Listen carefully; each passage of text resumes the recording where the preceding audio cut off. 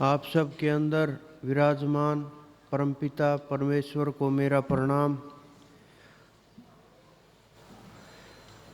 संसार के अंदर जब लोग भक्ति करने की सोचते हैं, विचार उत्पन्न होता है कि कोई तो संसार के अंदर ऐसी ताकत है, ऐसी परम सत्ता है जो पूरे ब्रह्मांड को चलाए हुए है, संसार को चलाए हुए है। किसी भी रूप में, किसी भी प्रकार से कोई तो कारण है जो इन शरीरों को छोड़ करके कोई सत्ता चली जाती है, जिसका प्रभाव पूरे शरीर के अंदर देखने को मिलता है कि सारी इंद्रियां काम छोड़ देती हैं, सब अंग काम छोड़ देते हैं। एक एक करके सब अंगों से प्राण सिमटते चले जाते हैं।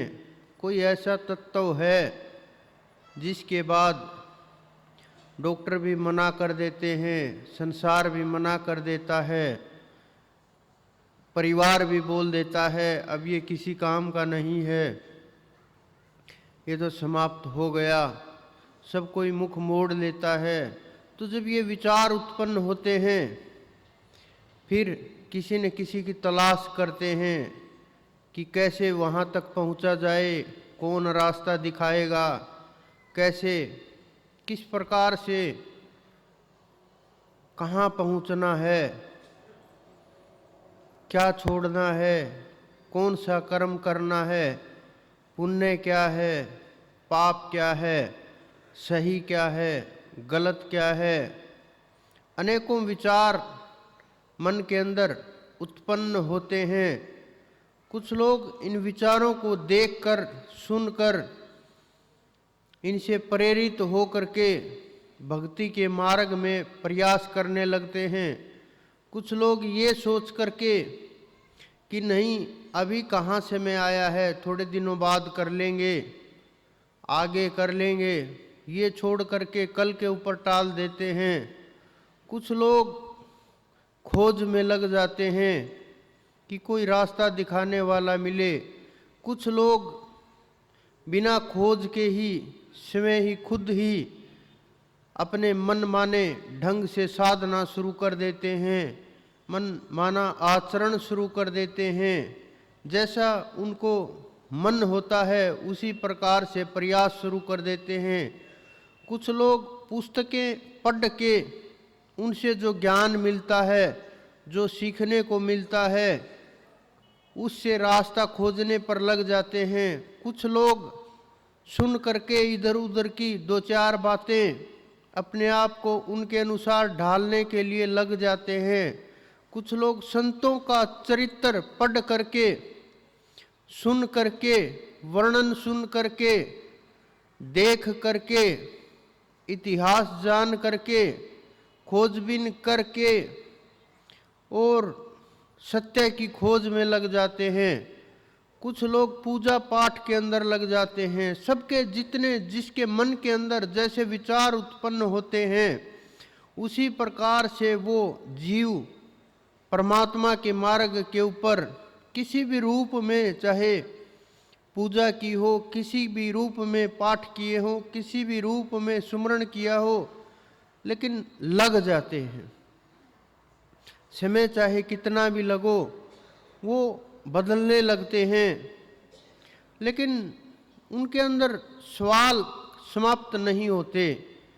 एक एक चीज करके छोड़ने लगते हैं। पहले शराब छोड़ देते हैं, नशा छोड़ देते हैं, फिर मांसाहार छोड़ देते हैं, फिर बुराइयों को त्यागने लगते हैं, निंदा चुगली छोड़ने लगते हैं, क्रोध के ऊपर काबू करने लगते हैं, इंद्रियों के ऊपर पकड़ करने लगते हैं और एक एक जो कमियां हैं उनको दूर करने का प्रयास शुरू कर देते हैं। लेकिन फिर भी मन को संतुष्टि नहीं मिलती।